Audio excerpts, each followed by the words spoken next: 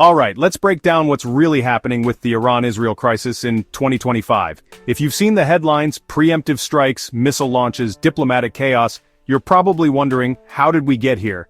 And what does it mean for the region? So, here's the story.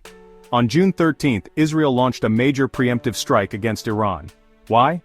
Well, Israeli intelligence said Iran was on the verge of launching missiles and drones at Israeli civilians.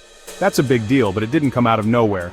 Tensions have been rising for months, fueled by broken-down talks and old grudges. The US, under President Trump, had been working on a deal to freeze Iran's nuclear program, but those talks collapsed at the last minute, and the US actually warned Israel to attack.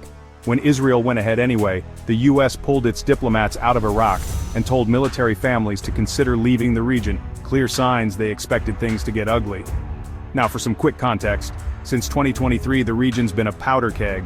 After the October 7th attacks, Iran launched two massive direct strikes on Israel in 2024, hundreds of missiles and drones. Israel in turn hit back with laser-focused airstrikes inside Iran. Meanwhile, the Gaza war dragged on, and Israel defeated Hezbollah in Lebanon, weakening Iran's main proxy groups. But Iran wasn't backing down.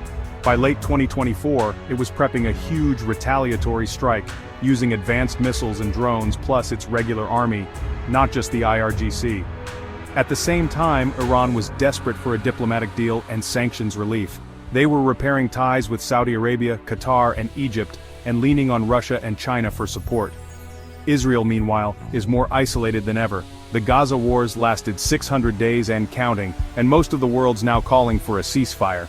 The US wants to end the Gaza war and cut a deal with Iran, so this Israeli strike has thrown a wrench in the works. And let's not forget the other fronts. Hezbollah is still launching attacks from Lebanon and Syria, Iranian-backed militias in Iraq are threatening escalation, and the Houthis in Yemen have hit hundreds of commercial ships, reportedly with Russian help. So, where does this leave us? The Middle East is teetering on the edge. With diplomacy stalled and militaries on high alert, the next moves by Israel, Iran, and the US will shape not just the region but the world. Stay tuned because this story is far from over.